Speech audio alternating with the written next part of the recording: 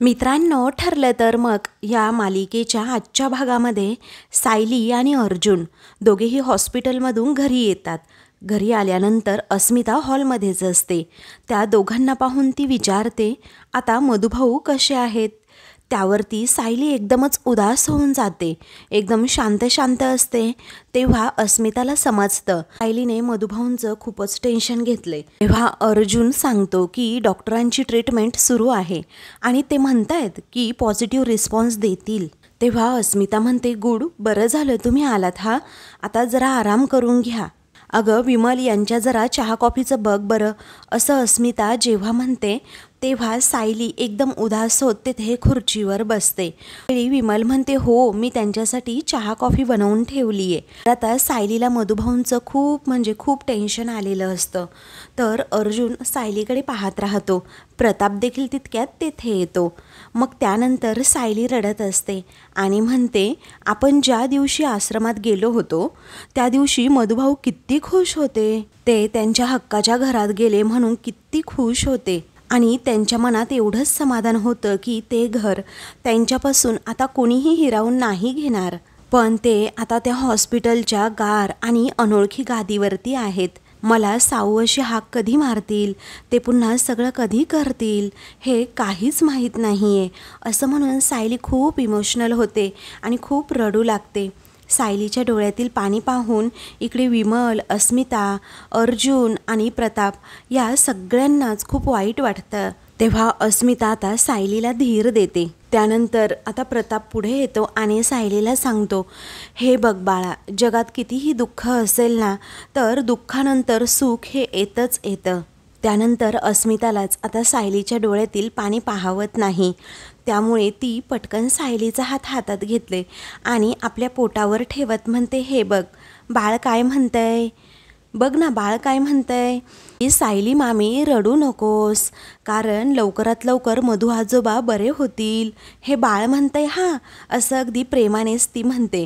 अस्मिताचं आपल्यावरील प्रेम पाहून किंवा अस्मिता आपल्याबरोबर एवढी छान वागते ते पाहून सायलीला आता खूप आनंद होतो. मग त्यावेळी आता सगळ्यांनाच खूप अभिमान वाटत असतो, कारण अस्मिता या प्रसंगात तरी सायली बरोबर आहे. त्यामुळे सगळेजण तिच्याकडे पाहू लागतात. त्यानंतर अर्जुनसुद्धा अगदी लहान बाळासारखा सायलीला समजावतो, सायली, तुझे हे अश्रू आहेत ना, हे सांभाळून ठेव, नाहीतर कुठेतरी लपवून ठेव, कारण मधुभाऊ आल्यानंतर मधुभाऊंना दिसतील ना, तर ते मला ओरडतील ना. ते म्हणतील की, जावई बापू, तुम्ही माझ्या साऊला किती रडवलंस हो, आणि आता मी तुला अजिबात माफ करणार नाही. पण तुम्हाला सांगू, खरंच आहे, कारण बाप आणि मुलगी या दोघांचा राग ना अगदी सेम आहे. असं अर्जुन आता मधुभाऊ आणि सायलीविषयी बोलतो. त्यामुळे सायली आता नजर रोखूनच अर्जुनकडे पाहते. त्यावेळी आता अर्जुन म्हणतो, बघा बघा, रडता रडता सुद्धा मला ॲटिट्यूड देतीये. त्यावेळी सायली अजूनच अर्जुनकडे खूप वेळ पाहू लागते. मग त्यानंतर प्रताप म्हणतो, अर्जुन, मी तुला ओरडणारच आहे. पुढे प्रताप तिला समजावतो, सायली, अगं मी तुला किती वेळा सांगितलं, तुमच्या दोघांची जी रूम आहे ना, तेवढीच काय ते तुझं सासर असेल, बाकी हे सगळं घर तुझं माहेरच आहे. अगं तुझ्या माहेरची माणसं नेहमी सतत अशी तुझ्यासोबत उभी राहतील.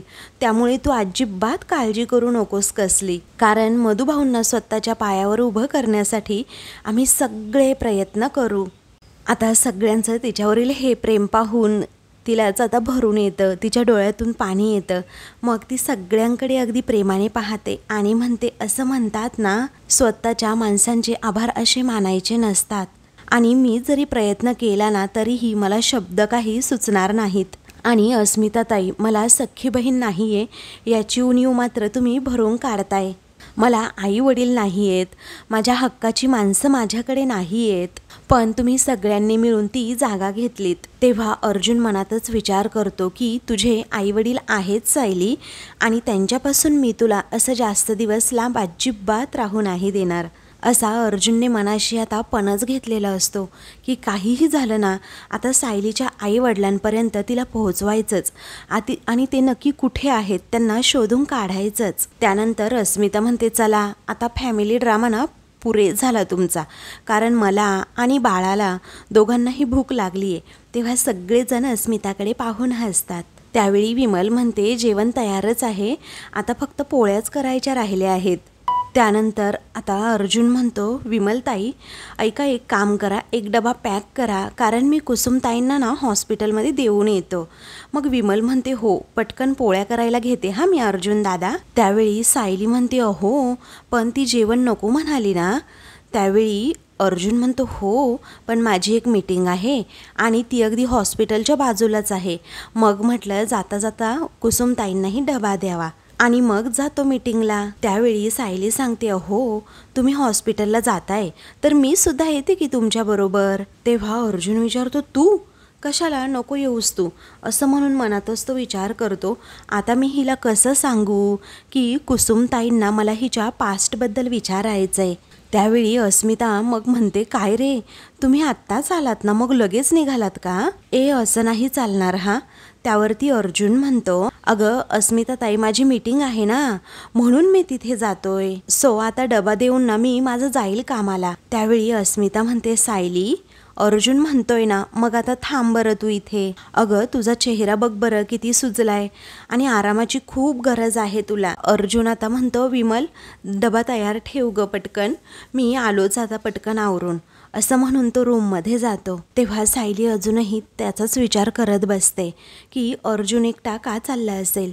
दुसरीकडे अश्विन हा प्रियाला आता सोडवण्यासाठी सारे प्रयत्न करत असतो, कारण ना त्याला घरच्यांची साथ असते ना रविराजची, पण काहीही करून त्याला प्रियाला जेलमधून सोडायचंच असतं. म्हणून तो एका वकिलांना भेटतो आणि म्हणतो, हे पहा सर, तन्वीची केस तुम्ही घ्यावी अशी मला मनापासून इच्छा आहे, कारण हे पहा मला मान्य आहे की तन्वी कोर्टामध्ये खोटं बोलली, पण मला एक सांगा, तिला आत्ता या क्षणी जामीन मिळू शकतो का, की सरळ आपण आता वरच्या कोर्टामध्येच अपील करायला हवं. तेव्हा वकील साहेब म्हणतात, वरच्या कोर्टामध्ये अपील करणं सोपं आहे, पण डॉक्टर अश्विन मी हे काम नाही करू शकत. तेव्हा आता वकिलांचं हे बोलणं ऐकून अश्विनला मात्र धक्काच बसतो. तेव्हा आता तो विचारतो, का बरं. मग दुसरीकडे आता नागराज आणि सुमन दोघेही आता सुभेदारांच्या घरापर्यंत आलेले असतात. सुमन आता त्याला थांबवते आणि विचारते, काय हो मगापासून तुम्ही म्हणत होतात की सरप्राईज आहे आणि आपण कुठे आलो आहोत, इकडे आलो आहोत अर्जुनच्या घरी, का बरं. त्याचवेळी नागराज म्हणतो, अगं आता मधुभाऊंची चौकशी करण्यासाठी आपण इथे आलो, ते सरप्राईजच नाही का यांच्यासाठी. तुला सांगू सुमन, शेवटी कसं असतं ना, अगं कुटुंबाचाच आधार असतो. अगं आपण इथे चौकशी करण्यासाठी आलो म्हटल्यानंतर सायलीला सुद्धा थोडा धीर येईलच की. त्यावेळी आता अगदी भोळपट सुमन म्हणते, तुम्ही सगळ्यांचा किती विचार करता हो. तेव्हा नागराज म्हणतो, हो करावा तर लागतोच ना. बरं चल हा, आता आपण आतमध्ये जाऊयात, असं म्हणून दोघेही घरात जातात. तेवढ्यातच अर्जुन आता नेमका बाहेर चाललेला असतो. नागराज सुमनला तो आता समोर पाहतो आणि विचारतो, अरे तुम्ही इथे. मग नागराज म्हणतो, हो म्हटलं की सायलीला भेटायला हवं म्हणून आलो इकडे. तेव्हा सुमन म्हणते, अरे अर्जुन मला अगदी घाईघाईने इथे घेऊन आले, मला म्हटले की असशील तशी निघ म्हणून. त्यावेळी अर्जुन म्हणतो, अच्छा पण तुम्ही इथे आलात आणि मला नेमकं बाहेर जावं लागतंय, परंतु डॅड आणि बाकीचे सायली वगैरे सगळे घरातच आहेत. तेव्हा ठीक आहे असं नागराज म्हणतो, पण त्याच्या मनात सारखीच शंकेची पाल चुकचुकत असते की अर्जुन काही पुरावे वगैरे तर शोधायला निघाला नसेल ना. आता अर्जुन तिथून गेल्यानंतर नागराज पुन्हा म्हणतो की बापरे, हा अर्जुन घाई गडबडीत चाललाय खरं, पण मधुभाऊ शुद्धीवर तर आले नसतील ना, याच गोष्टीची भीती त्याच्या मनामध्ये सतत असते. दुसरीकडे आता वकील साहेबांना लगेचच अश्विन विचारतो, मी हे करू शकत नाही म्हणजे मला नाही समजलं. अहो तुम्ही फीजची काळजी करू नका, जी काही तुमची फीज असेल ना ती द्यायला मी तयार आहे. तेव्हा प्रश्न फीचा नाही आहे सर, पण सगळीकडे बातमी काय पसरली आहे की ॲडव्होकेट रविराज किल्लेदारांनी स्वतःच्या मुलीला सोडवण्यासाठी स्पष्टपणे नकार दिलाय, मग त्यांना कोण विरोध करणार सांगा बरं. मग त्यावेळी अश्विन म्हणतो, अहो ते स्वतःच्या मुलीला साथ देत नाही आहेत म्हणूनच मी तुमच्याकडे आलो आहे ना. त्यावेळी आता लगेचच वकील साहेब म्हणतात, अहो डॉक्टर, मी काय कोणताच वकील ही तुमची केस घेऊ शकणारच नाही, कारण वात्सल्य आश्रमाची केस ही खूप गाजली आहे आणि अगदी अख्ख्या महाराष्ट्राने ती फॉलो केली आहे आणि या केसमध्ये शिक्षा झालेल्या आरोपीला मी जर सोडवलं तर माझ्या रेप्युटेशनवर किती परिणाम होईल, अहो माझं रेप्युटेशन किती खराब होईल, म्हणून ते स्पष्टपणे आता प्रियाला सोडवण्यासाठी मदत न करण्याचं ठरवतात. त्यामुळे आता अश्विनला राग येतो, परंतु तो या क्षणी शांत राहतो आणि म्हणतो ठीक आहे चला, असं म्हणून तो जायला निघतो आणि पुन्हा थांबत म्हणतो, सर एक गोष्ट बोलू का? त्यावेळी वकील म्हणतात, हो बोला की. तेव्हा अश्विन म्हणतो, एक वकील म्हणून ना तुम्ही हा असला विचार अजिबात नाही करायला पाहिजे. आता मला सांगा, एखादा आरोपी उद्या माझ्याकडे एक पेशंट म्हणून आलाच तर मी काय करायला पाहिजे? अरे हा तर एक आरोपी आहे, याला एका नावाजलेल्या केसमध्ये खूप मोठी शिक्षा झाली आहे, मी याचे उपचार करणारच नाही असं म्हटलं तर चालेल का? त्यावेळी वकील म्हणतात, हे पहा डॉक्टर, अहो तुमचा व्यवसाय पूर्णपणे वेगळा आहे आणि माझा वेगळा आहे, हे वकिलांचं जग पूर्णपणे वेगळं आहे. I am really very sorry, पण तुमच्या बायकोची केस मी नाही घेऊ शकत, असं म्हणून ते आता हात जोडतात आणि अश्विनला आता यायला सांगतात. तेव्हा रागाच्या भरात अश्विन हा वकिलांच्या केबिनमधून बाहेर पडतो.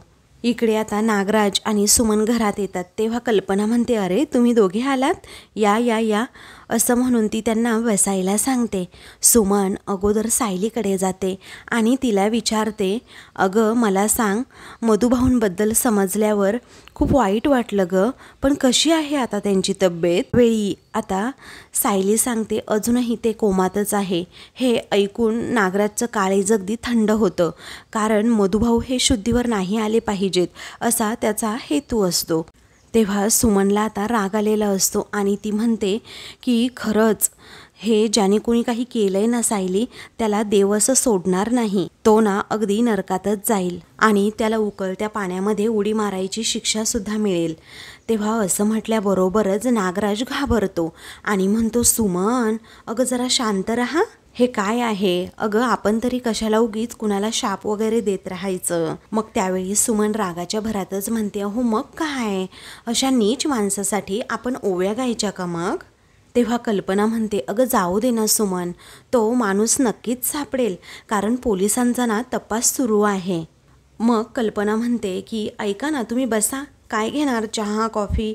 तेव्हा नागराज म्हणतो, नाही नाही बहिणी, आम्हाला काही नको सध्या तरी, कारण आम्ही फक्त अर्जुन सायलीला भेटायला आलो होतो आणि अर्जुन बाहेर गेला ना, तो भेटला की आम्हाला, जरा घाई गडबडीतच गेला कुठेतरी, कुठे गेला काय माहीत, असं तो मुद्दामहून विचारू लागतो. त्यावेळी सायली सांगते, अहो ना त्यांची एक मीटिंग आहे त्यामुळे ते गेलेत. तेव्हा नागराजच्या मनात चित्रविचित्र प्रकार येऊ लागतात.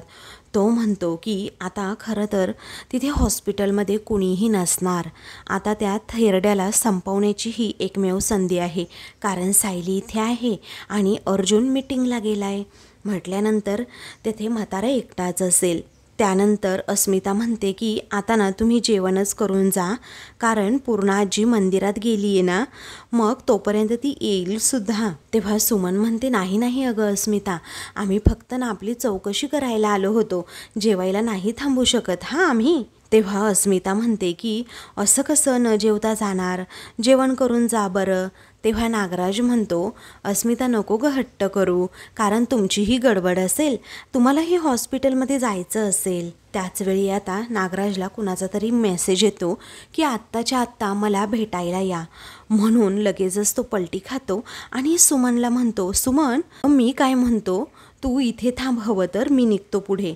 त्यावेळी सुमन म्हणते, अहो पण मी कधी म्हटलं मला थांबायचं आहे, अहो मी येते की तुमच्यासोबतच. त्यावेळी नागराज म्हणतो, अगं मी म्हणतोय की तू थांबच इथे. अगं ॲक्च्युली झालं काय ना, एका कामाचं लक्षात आलं माझ्या, त्यामुळे मला अर्जंटच तिकडे जायला हवं, मी निघू का? निघतो हा मी, असं म्हणून तो आता सायलीला सांगतो, काळजी घे. तेव्हा नागराजच्या अशा वागण्याचा इकडे सुमनला मात्र डाऊट येतो आणि ती मनातच विचार करते की हल्ली हे असे का वागायला लागलेत, मलाच कळेनासं झाले. तर दुसरीकडे प्रिया आणि साक्षी या दोघीही तेथे जेलमध्येच बसलेल्या असतात. तेवढ्यातच एक लेडी कॉन्स्टेबल तेथे येते. अगोदर साक्षीला आता जेवणाचं ताट देते. तेव्हा साक्षी मनातच विचार करू लागते की घरी मी चमचमीत जेवायचे, कधीच मला वाटलं नव्हतं की असलं जेवण मला जेवावं लागेल. असं म्हणून ती ताटाकडे पाहते आणि म्हणते, हे काही जेवण आहे का खरंच? अहो, हा भातसुद्धा शिजलेला नाही आहे. निदान शिजलेला भात असा पानात वाढला ना किंवा पानात आला ना तर मेजवानी वाटते. आणि ही डाळ, या डाळीमध्ये तर कधी डाळसुद्धा दिसत नाही. आणि याने पोटं भरायची का आम्ही? तेव्हा ती लेडी कॉन्स्टेबल न ऐकता आता तेथून जाते आणि लगेचच प्रियाला सुद्धा ताट देते. तेव्हा प्रिया त्या ताटाकडे पाहते आणि चिडूनच आता त्या कॉन्स्टेबलकडे पाहू लागते. प्रिया रागाच्या भरातच म्हणते, आम्ही काय रस्त्यावरचे भिकारी वाटलो का तुम्हाला? अन्नाच्या नावाखाली हे काय खायला घालता हो तुम्ही आम्हाला? हे काय आहे, चपाती आहे की चामड्याचा तुकडा फेकलाय आमच्यावर? असं म्हणून ती खूपच चिडते. आता काल नाही खाल्लं ना, आजही नाही खाणार, जा घेऊन जा, अशी मोठ्या तोऱ्यातच प्रिया आता तिला म्हणते. त्यामुळे ती कॉन्स्टेबलसुद्धा म्हणते, माज आलाय का तुला? गिळायचं असेल तर गिळ, नाहीतर राहा उपाशी. तेव्हा प्रिया म्हणते, राहीन उपाशी. काल राहिनीला उपाशी, तशी आजसुद्धा राहीन उपाशी. जापळ घेऊन जा, असं मोठ्या तोऱ्यातच ती म्हणते. तेव्हा ती कॉन्स्टेबल म्हणते, नको खाऊस, राहा उपाशी. आता मी सुद्धा बघते ना किती दिवस तुझी नाटकं चालतायत. मग आता प्रियाला खूप भूक लागलेली असते तर साक्षी प्रियाकडे पाहतच राहते. तर इकडे अर्जुन आता कुसुमसाठी डबा घेऊन आलेला असतो. तेव्हा आता कुसुम म्हणते, अहो कशाला घेऊन आलात तुम्ही डबा? साधना वहिनी या आश्रमातून आता निघाल्या असतील आणि त्यासुद्धा घेऊन येणार आहेत ना डबा. तेव्हा ॲक्च्युली तुमच्याशी काहीतरी बोलायचं आहे, असं आता अर्जुन म्हणतो. तेव्हा काय बोलायचं आहे? डॉक्टर काही बोलले का? किंवा मधुभाऊंबद्दल काही विचारायचं आहे का? असं कुसुम विचारते. अर्जुन म्हणतो, नाही तसं नाही. अहो, मला तुमच्याशी ना वेगळंच काहीतरी बोलायचं आहे. त्यावेळी कुसुम विचारते, पण कशाबद्दल? मग आता अर्जुन म्हणतो, अहो तुम्ही सिरियस होऊ नका ना. मला ना ॲक्च्युली सायलीच्या अशा लहानपणाबद्दल बोलायचं आहे. कारण तुमच्याकडे सायलीच्या काही आठवणी असतीलच ना. कारण माझी बायको लहान असताना कशी दिसायची हे सुद्धा मला माहीत नाही. तुमच्याकडे तिच्या बालपणीचा एखादा फोटो असेल तर मला दाखवा ना, म्हणजे मला बघायचा आहे तो. तेव्हा कुसुम म्हणते, बालपणीचा फोटो? दुसरीकडे महिपतने आता एका वकिलांना घरी बोलवलेलं असतं आणि ते वकील आल्या लगेचच महिपत हा एक पैशांची मोठी बॅगच त्यांच्यासमोर ठेवतो. तो म्हणतो, वकील साहेब, हे पहा, तुम्हाला वकिली शिकण्यासाठी खूप खर्च आला असेल ना. अहो, पण तो सगळा खर्च या सगळ्या पैशांमध्ये भरून निघणार. मग आता त्या वकिलाच्या तोंडाला पाणी सुटतं. तो पैशाचा बंडल हातात घेतो. मग पुढे महिपत अजूनच त्याला लालच दाखवतो आणि म्हणतो, हे पहा, हा पहिलाच हप्ता आहे आणि जर का उद्या माझी मुलगी जेलच्या कायमस्वरूपी अगदी बाहेर आली तर लगेचच पुढचा हप्ता 2 कोटीचा देण्यात येईल. त्यावेळी अरे वा, 2 कोटी? तो ॲडव्होकेट विचारतो. अहो, विलास मर्डर केस ना मला अगदी आतून बाहेरून माहीत आहे. अहो, साक्षी मॅडमला ना असं मी सोडवेन आणि अपिलाचा निकाल तर आपल्याच बाजूने असेल. त्यावेळी शाबास, असं आता महिपत म्हणतो. तेवढ्यातच नागराजसुद्धा तेथे येतो. वकील साहेब कामाला लागा, असं महिपत म्हणतो. त्यामुळे वकील आता पैशांची बॅग घेऊन लगेचच तेथून जातो. तर आता काय रे महिपत, मला अर्जंट बोलवून घेतलं, असं नागराज विचारतो. तेव्हा महिपत म्हणतो, कारण कसं आहे ना, तुम्ही खाल्लेलं शेण नागराज शेठ आम्हालाच पचवावं लागतं. आम्ही आजपर्यंत एवढे मर्डर केले पण कानोकान कुणाला खबरसुद्धा लागली नाही. चुकून माझ्या लेकराकडनं एक खून झाला, पण 2.5 वर्ष झाले त्याचं रक्त मी ओकतोय आणि त्यातल्या त्यात तुम्ही एक हाफ मर्डर करून ठेवली आहे आणि आता ते सुद्धा निस्तरायला आम्हाला रक्तच ओकावं लागणार. तेव्हा नागराज म्हणतो, महिपत, तू ना अजिबात काळजीच करू नको रे. हे सगळं जे काही झालं आहे ना ते मी माझं निस्तरणार आणि मी पूर्णपणे प्रयत्न करतोय ना त्यासाठी. त्यामुळे डोंट वरी. तेव्हा महिपत म्हणतो, असं का? पण काय करताय नागराज शेठ तुम्ही? तेव्हा तो सगळा आता महिपतला प्लॅन सांगू लागतो की पुढे काय करणार आहे. इकडे कुसुम म्हणते, मधुभाऊंकडे एक फोटो आहे सायलीचा लहानपणीचा, माझ्याकडे अजून तरी एकही फोटो नाही आहे तिचा. असं आमच्या आश्रमामध्ये फारसा फोटो काढण्याची पद्धत नाही आहे ना, म्हणून. तेव्हा अर्जुन विचारतो, खरंच एकही फोटो नाही आहे का? तर ती कुसुम म्हणते, नाही ना, एकही फोटो नाही आहे. तेव्हा अर्जुन विचारतो, मग ती आश्रमामध्ये कशी आली होती, कधी आली होती? तिला कोणी सोडून गेलं होतं का? किंवा लहान असताना तिच्या आईबाबांबद्दल ती काही बोलायची का? की ती खूप लहान होती तेव्हा सायलीला कोणीतरी असं आश्रमामध्ये सोडून गेलं होतं? तुम्हाला काही आठवतंय का? असं तो विचारू लागतो. तेव्हा कुसुम म्हणते, अहो ती जेव्हा लहान होती ना तेव्हा मी तिथे नव्हतेच, त्यामुळे मला ना तिच्याबद्दल एवढं काही माहीत नाही. त्यावेळी तुम्ही सोबतच वाढलात ना आश्रमात? अर्जुन विचारतो. कुसुम म्हणते, नाही हो, तुमचा काहीतरी गैरसमज होतोय. मी ना 7-8 वर्षांपूर्वी आली आहे आश्रमात आणि सायली ना अगदी 20-22 वर्षांपूर्वी मधुभाऊंना भेटली. मग पुढे ती आता सांगू लागते, माझा नवरा ना किडा निघाला किडा, मग माझं लग्न मोडलं आश्रयासाठी, म्हणून मी वात्सल्य आश्रमामध्ये वास्तव्यास आले. असं जेव्हा ती सांगते तेव्हा अर्जुनचा चेहरा पडतो. कुसुम विचारते, अहो पण तुम्हाला असं अचानक का विचारावंसं वाटलं सायलीबद्दल, आणि असा तिच्या बालपणीचा फोटो तुम्हाला का बघायचा आहे? तेव्हा अर्जुन म्हणतो, काही नाही, तिच्यासाठी एक सरप्राईज गिफ्ट प्लॅन केलंय आणि त्यासाठीच ना मला सायलीच्या लहानपणीच्या सगळ्या आठवणी हव्या होत्या. मग काही हरकत नाही, जाऊ द्यात आता, नाही तर तुम्ही डबा खाऊन घ्या, मी निघतो हां. तेव्हा अर्जुनच्या मनात वेगळंच काहीतरी आहे हे कुसुमला वाटतं, त्यामुळे ती म्हणते, 1 मिनिट हा अर्जुन सर. मग आता ती म्हणते, या अगोदर कोर्टामध्ये साक्षीदारांना खोटं बोलताना बघितलं असेल तुम्ही, पण तुम्ही कधीही खोटं बोलू शकतच नाही, कारण या अगोदर सायली आश्रमात कधी आणि कशी आली हे या अगोदर कधीही विचारलं नाही. मग असं आजच का विचारताय? तेव्हा सांगा ना अर्जुन सर, तुम्ही असे प्रश्न का विचारताय?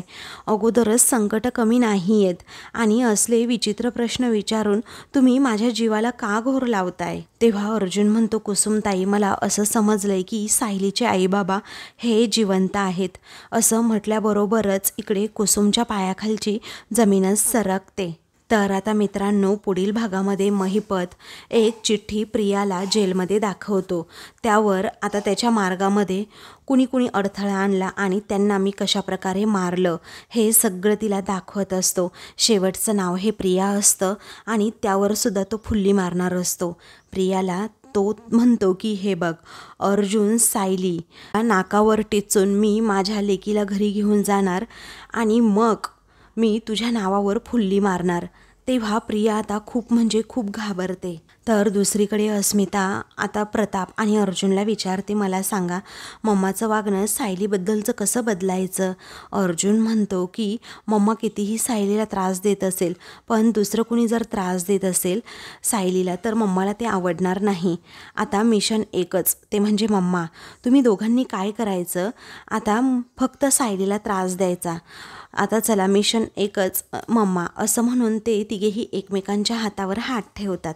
सायली विचारते, काय तुम्ही तिघांनीही असा एकमेकांच्या हातावर हात का ठेवलात? तेव्हा हे तिघेही जरा गडबडतातच. अशाच मालिकेंची पुढील भाग पाहण्यासाठी चॅनलला सबस्क्राईब करा.